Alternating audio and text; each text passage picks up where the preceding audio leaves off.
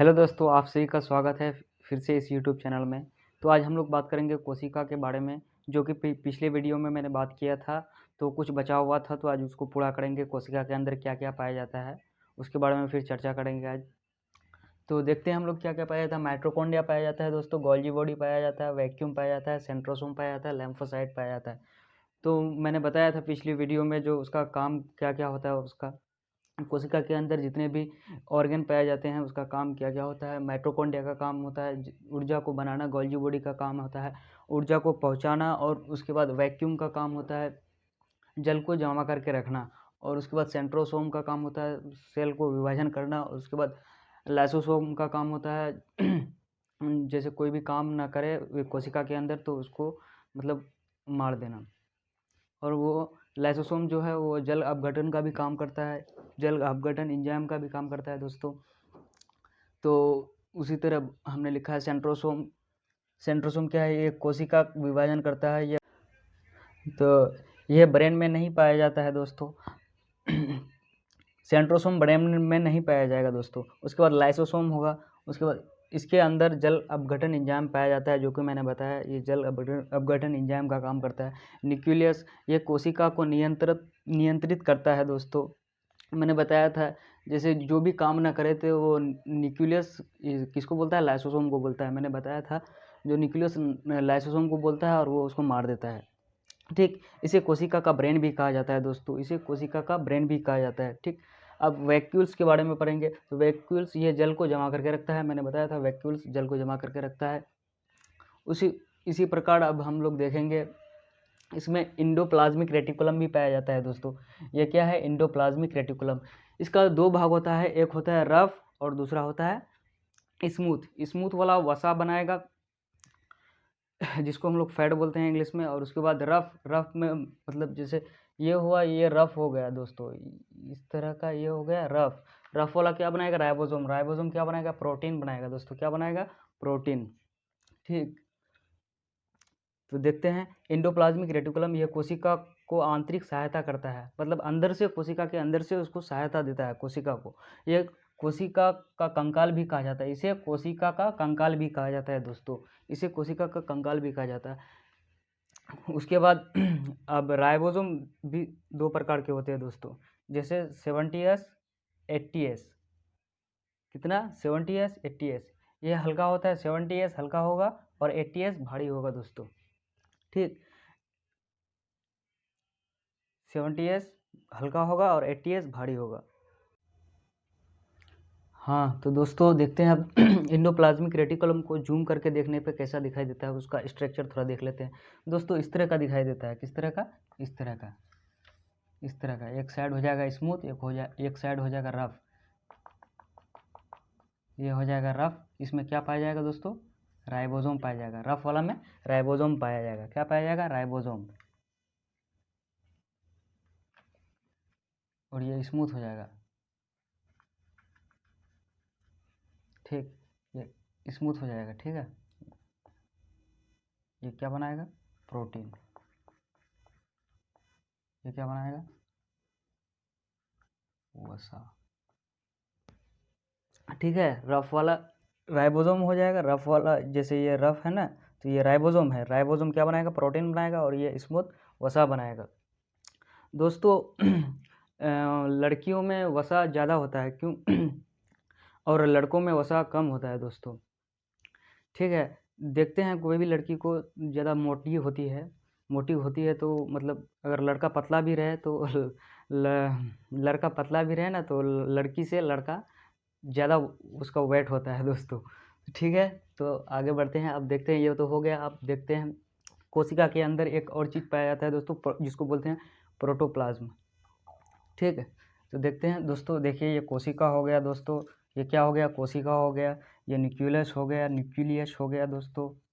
ठीक है, ये क्या हो गया दोस्तों, ये प्रोटोप्लाज्म हो गया दोस्तों, ये प्रोटोप्लाज्म। इसको हम लोग हिंदी में जीव द्रव्य भी बोलते हैं दोस्तों। क्या बोलते हैं, जीव द्रव्य। ठीक, ये काम क्या करता है दोस्तों, ये इसमें 80% जल पाया जाता है दोस्तों, इसमें 80% जल पाया जाता है।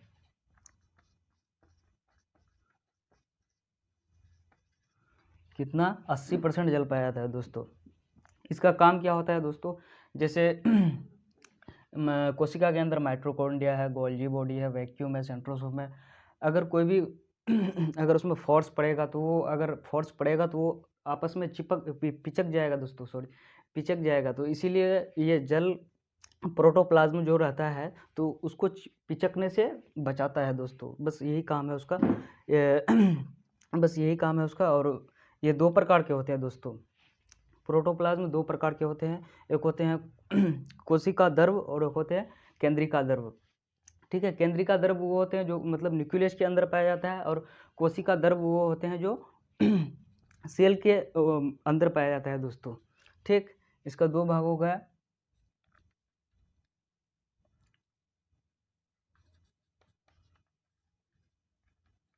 कोशिका द्रव और एक हो गया केंद्रिका द्रव। ठीक,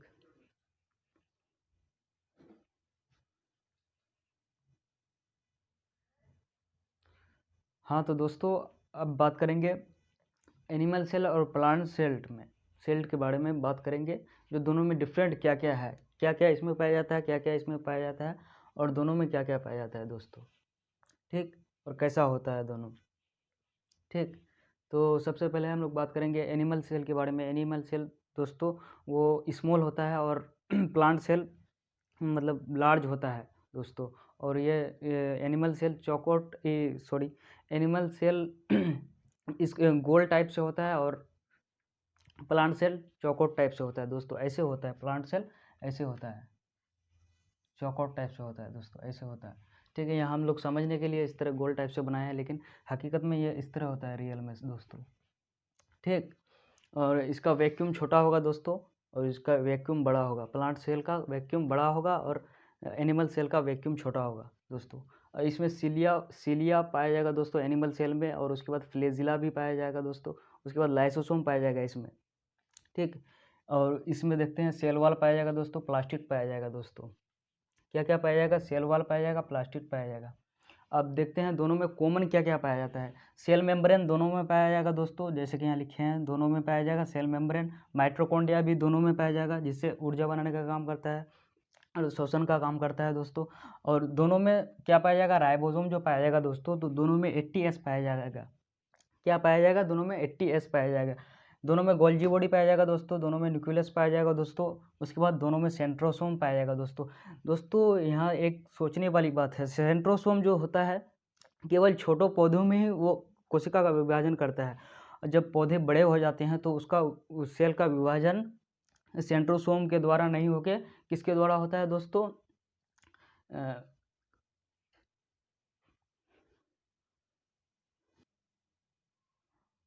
हाँ तो सेंट्रोसोम के द्वारा नहीं होके छोटे बड़े पौधों में प्लेटलेट के द्वारा होता है दोस्तों। किसके द्वारा होता है, प्लेटलेट के द्वारा। बड़े पौधों में प्लेटलेट के द्वारा होता है। बड़े पौधों में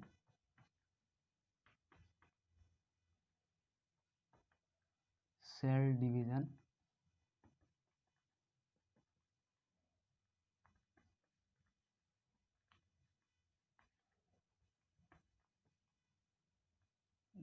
द्वारा होता है। ठीक है दोस्तों, तो अब हम लोग सीलिया समझेंगे, फ्लेजिला समझेंगे, लाइसोसोम तो समझ लिए हैं, सेल वॉल समझेंगे, प्लास्टिड समझेंगे। तो देखते हैं दोस्तों सीलिया क्या होता है। सीलिया जैसे मान लिया हम लोग ये कोशिका हो गया दोस्तों, क्या हो गया, कोशिका हो गया। इसके अंदर हेयर लाइक मतलब हेयर के जैसे स्ट्रक्चर रहता है दोस्तों, उसी को बोलते हैं सीलिया। अगर ज़्यादा रहे तो उसको बोलेंगे फ्लेजिला। ठीक है, देखते हैं, ये हो गया हेयर लाइक स्ट्रक्चर, ये क्या हो जाएगा दोस्तों, सीलिया हो जाएगा। सीलिया हो जाएगा दोस्तों।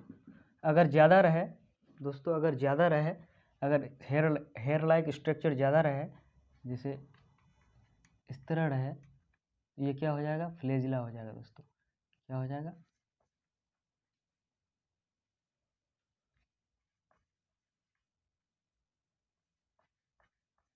फ्लैजिला हो जाएगा दोस्तों। ठीक, इसका काम क्या होता है दोस्तों, देखते हैं। एनिमल सेल में ये पाया जाता है ओनली फॉर, इसका काम क्या होता है, सिलिया और फ्लैजिला का काम क्या होता है दोस्तों, इसका काम ये होता है कोई भी वेस्ट मटेरियल अगर कोशिका के अंदर आता है तो उसको आने से रोकता है दोस्तों। कोई भी अपशिष्ट पदार्थ अगर कोशिका के अंदर आता है दोस्तों तो उसको आने से रोकता है। कौन रोकता है, सिलिया और फ्लैजिला। ठीक है, ये यहाँ तक हो गया क्लियर। अब हम लोग सेल वॉल को देखेंगे। सेल वॉल क्या होता है, सेल मेम्ब्रेन दोनों में पाया जाएगा दोस्तों। किसमें, सेल मेम्ब्रेन दोनों में पाया जाएगा। और उसके बाद सेल वॉल जो है ओनली फॉर प्लांट सेल में पाया जाएगा। किस में पाया जाएगा, प्लांट सेल में। प्लांट सेल में जिसको हम लोग कोशिका भित्ति बोलते हैं दोस्तों। सेल वॉल को हम लोग हिंदी में कोशिका भित्ति बोलते हैं। सेल मेम्ब्रेन के ऊपरी भाग में पाया जाता है दोस्तों। किस में पाया जाता है, ये सेल मेम्ब्रेन हो गया दोस्तों। ये किसका बना होता है, प्रोटीन का बना होता है। किसका बना होता है, प्रोटीन का बना होता है। अब देखते हैं सेल वॉल कैसा होता है। सेल वॉल झुर्रीदार स्ट्रक्चर होता है दोस्तों, इस तरह का।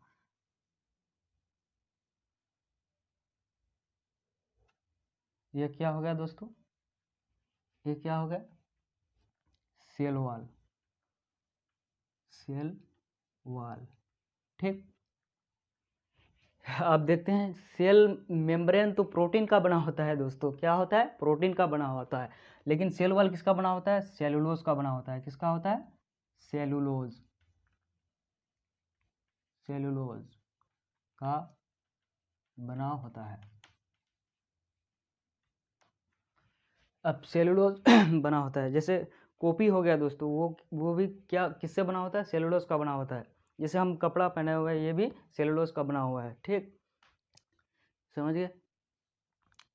अब प्लास्टिड के बारे में समझेंगे दोस्तों। किसके बारे में, प्लास्टिड के बारे में।